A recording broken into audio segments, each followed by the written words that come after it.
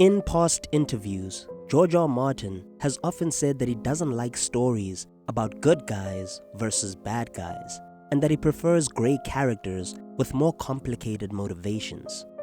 For George, these characters tend to be more fascinating and compelling to write about because they often do things that seem justifiable and good in one context, but could be seen as villainous and reprehensible in another.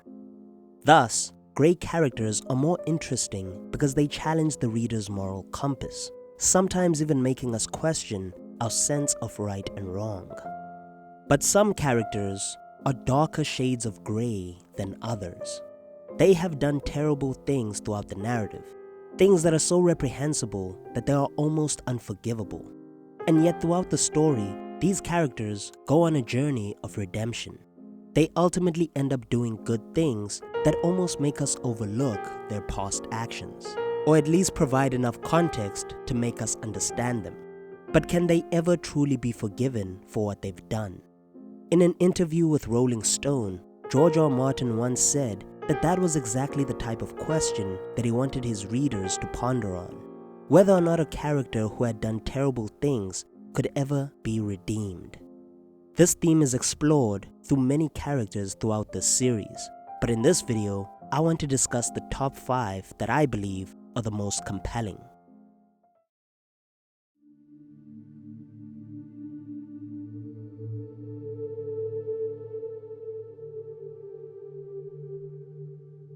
Jon Connington is a character that was not included in the show Game of Thrones, but he might be very important for the future events of the book series, particularly those of the Winds of Winter. Jon Connington is a very tragic character in the books because he used to be the hand of the king for Aerys Targaryen during the rebellion, and also a close friend of Rhaegar before he died. In the story, he is burdened with guilt and shame because he was unable to save his friend and to put an end to the rebellion when he had the chance. It was because of him that Robert was able to escape the king's justice during the Battle of the Bells, leading to the victory of the rebellion army and the ultimate usurpation and murder of Aerys. Jon blames himself for this failure, and so in the story, he is full of guilt and regret. But now, he hopes to redeem himself by installing the supposed grandson of Aerys Targaryen on the Iron Throne, a boy that Varys and Illyrio keep saying is Rhaegar's son, Aegon Targaryen. Jon Connington believes that this young boy will be a good king, and so by helping to reinstall him on the throne, he could redeem himself and atone for his failures in serving Aerys and Rhaegar. His faith in Aegon is motivated by this desire to succeed where he once failed with the boy's father. He even says this during a dance with dragons as he reflects on his devotion to the young prince. I failed the father, but I will not fail the son. Jon's story is one of the most compelling narratives in the book series, and one of the most anticipated for the Winds of Winter. The fact that he is trying to redeem himself through his devotion to Rhaegar's son, helping him to take the throne and restore the reign of his house, the same house that he feels like he has failed, is very interesting to me, and I think that it will be one of the greatest redemption arcs of the story when the series ends. One of the only redemption arcs that I think could be better is that of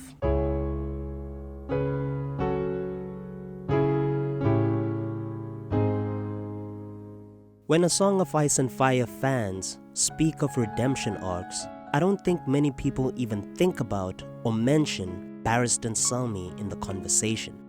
This is because of the way that people perceive Sir Barristan in the first place, as a legendary knight who is both noble and good, a man whose name is so synonymous with honor that he lends great respect and credence to the claim of any person he serves.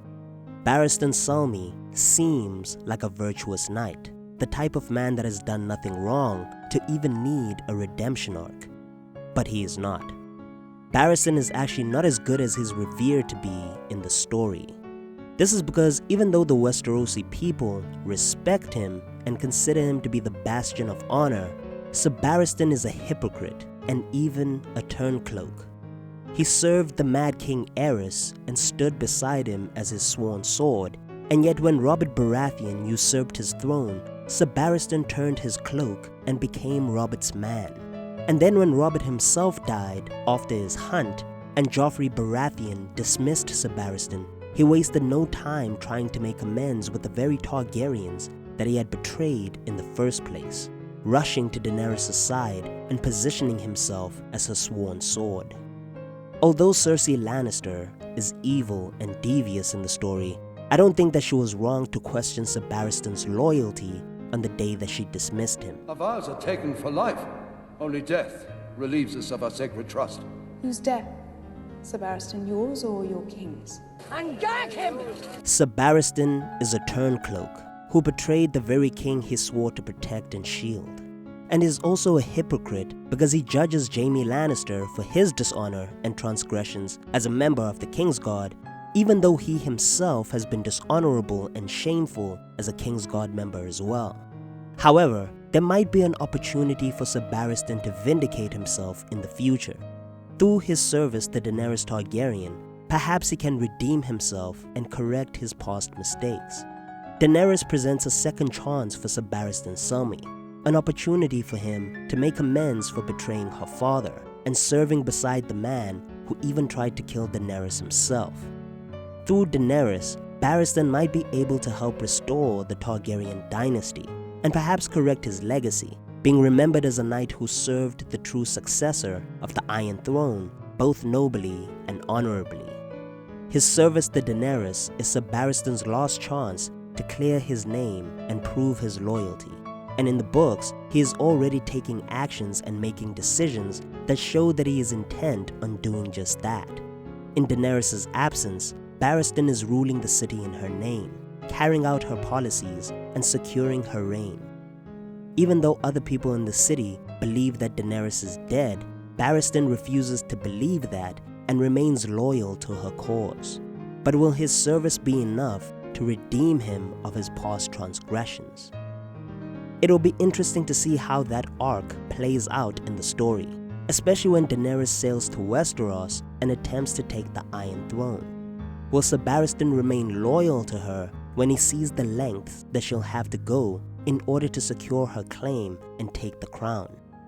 If he does, his redemption arc will be interesting to see unfold for the remaining 2 books of the series.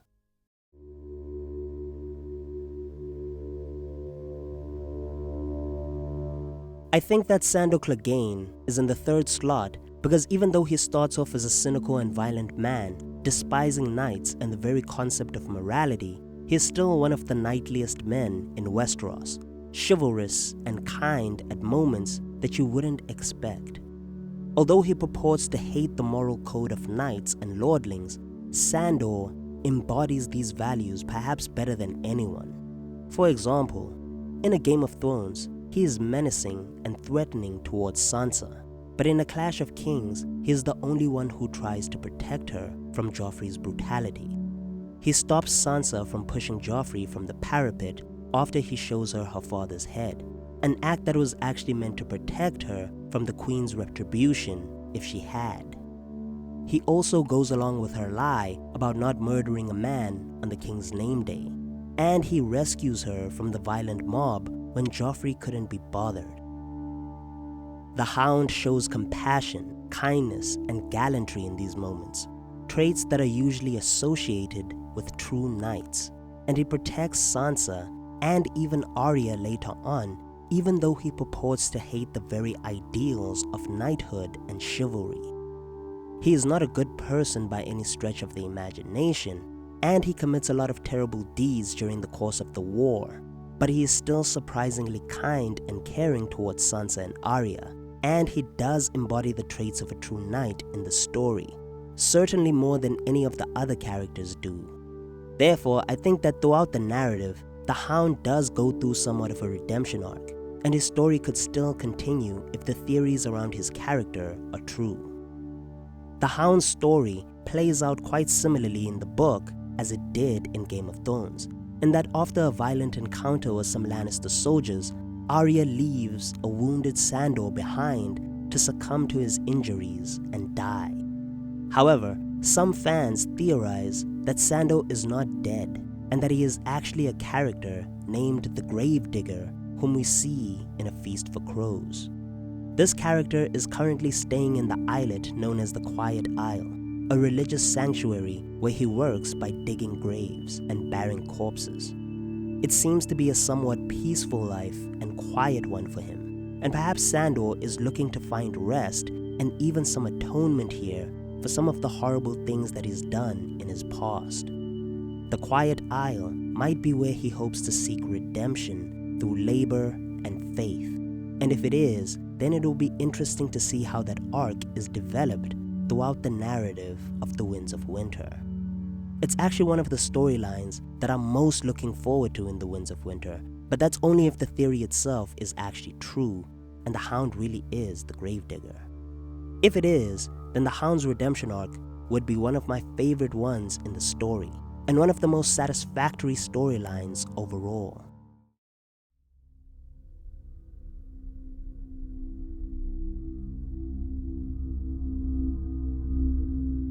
Theon starts off as a proud and arrogant ward for Ned Stark, clearly torn between his loyalties for the Starks, whom he grew up with, and his father's house of Greyjoy, with whom he is bound by blood.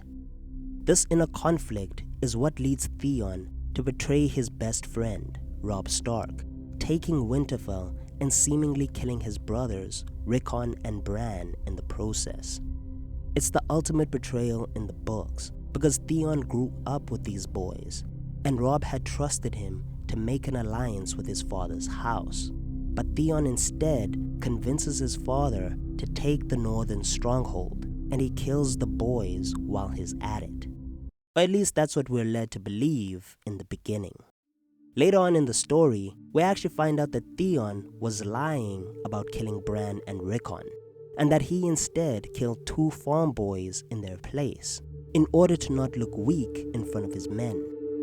Bran and Rickon are actually still alive, and the only thing that ends up being destroyed is Winterfell itself.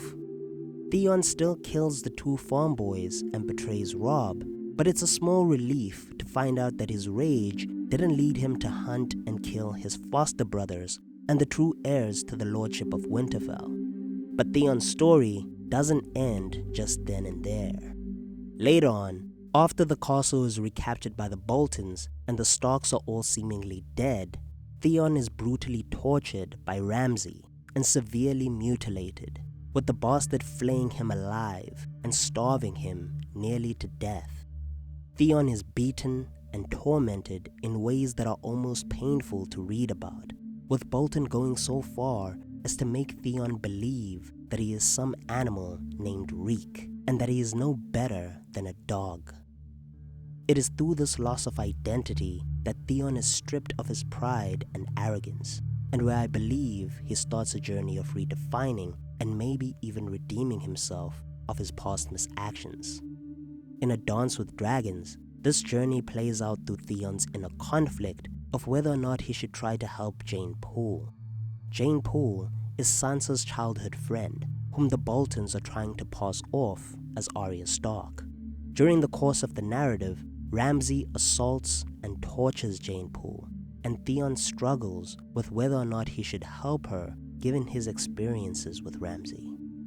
At one point, he thinks to himself, Jane, her name is Jane. She should not look to me for rescue. Theon Greyjoy might have tried to help her once, but Theon had been Ironborn and a braver man than Reek. Reek, Reek, it rhymes with weak. However, Theon does end up helping Jane Poole. At the end of the book, this act does become a redeeming feature for Theon because he risks his own life to save that of some steward girl, something that he probably would have never done in the past before being captured by the Boltons. Throughout the series, he truly does go through a transformation as a character, and he overcomes the fear and humiliation brought upon him by Ramsay, choosing compassion and bravery as he saves Jane Poole from a terrible fate.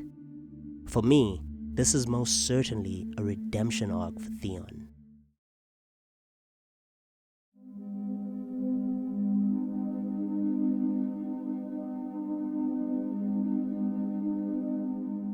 Before I talk about the best redemption arc in the A Song of Ice and Fire series, I think that I should include some honorable mentions that either have some good redemption arcs or that I believe could have some good redemption arcs in the future.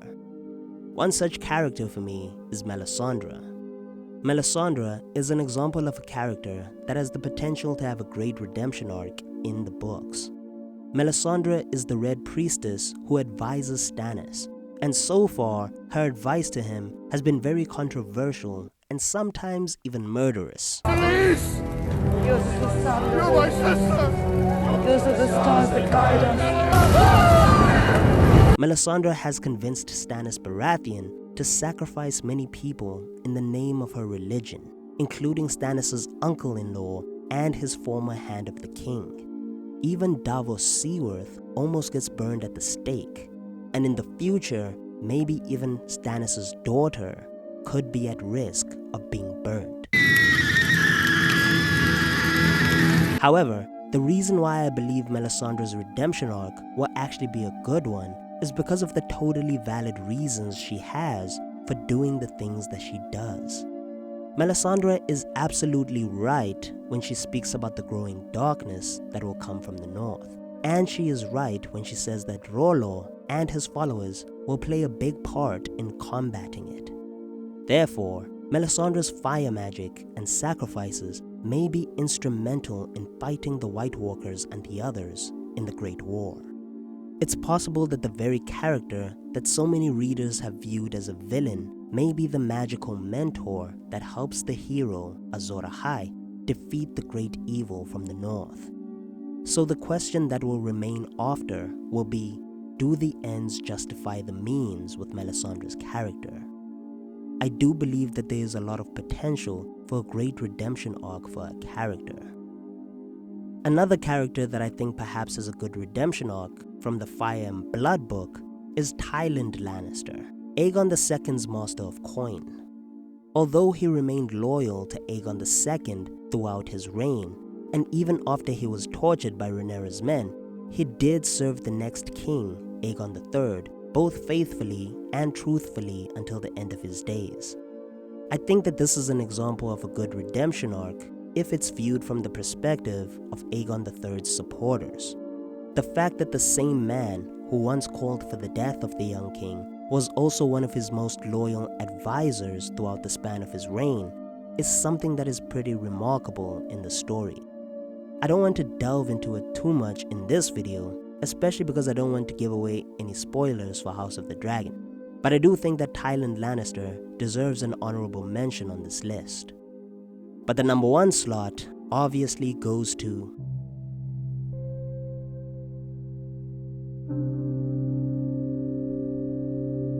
the best redemption arc in the entire story is obviously Jaime Lannister's arc. Jaime is obviously the character that George R. R. Martin is most interested in exploring this theme with, because Jaime's past deeds are a lot more terrible than the previously mentioned characters, and his path to atonement seems like it will be a lot more difficult as well. Jaime has committed a lot of heinous acts throughout the story, having an incestuous relationship with his sister Cersei, killing the Mad King whom he was supposed to protect, breaking sacred oaths and vows, and even pushing a young boy out of the window. Jaime Lannister is definitely not a hero in the story, and he has certainly done a lot of condemnable actions throughout the narrative. But is he worthy of redemption? Throughout the A Song of Ice and Fire books, we actually learned that there were some valid reasons for why Jaime committed some of these acts, and it is interesting to see how this context changes the reader's perception of Jaime's character overall. For example, yes, Jaime did murder the Mad King, but if he hadn't done that, the entire city of King's Landing would have been blown up with wildfire, and the Mad King would have been the one to give the order to do it. Tell me if your precious Renly commanded you to kill your own father and stand by while thousands of men, women, and children burned alive, would you have done it? It turns out that the act that Jaime is most reviled for is actually his most heroic deed. And it's interesting to see how this changes the perception of Jamie's character overall. After he loses his hand, Jamie attempts to redefine himself, committing himself to being a better man and knight overall. He wants to live out the rest of his days being honorable and good, and we do see these attempts play out through his actions in the books. For example, he risks his own life to try and save Brienne from being mauled by a bear, jumping into the pit where she's trapped with it and rescuing her from certain death. It is an act of bravery and compassion for someone like Jamie, who has always been so cynical about moral values and knighthood. Ironically, putting his life at risk to save that of Brienne's is one of the knightliest things that he's ever done, and he even does something similar for a girl named Pyre later on. Pyre is a girl who was a bed warmer for the Lannister soldiers in Harrenhal, but she was punched in the face by Gregor Clegane as she spoke when the mountain demanded silence. As a result, she lost most of her teeth and covers her mouth as she speaks, and some passages even suggest that she might have been assaulted and raped by some of the men at Harrenhal. However, when Jamie takes control of the castle, he commands that no harm should come to Pyre, and he even beheads one of the soldiers who tries to grape her again. Jamie goes out of his way to try and protect this girl, an act of compassion that marks his path to redemption. Even though Jamie has done a lot of terrible things in his past, I don't think that he is unworthy of redemption. I think that his treatment of characters like Brienne and Pyre is proof of his determination to be a better man, and I think that his rejection of Cersei in A Feast for Crows also shows his willingness to put morality over family. I do think that Cersei is often the one that brings out the worst in Jamie, so his rejection of her is a good thing in the books. But what do you think? Can Jamie be redeemed? What do you think about the list of the best redemption arcs in A Song of Ice and Fire? Let me know down below in the comments section and hit the thumbs up button if you liked this video. For more content in the future, subscribe to the channel and hit the notification bell. Thank you for watching. Peace.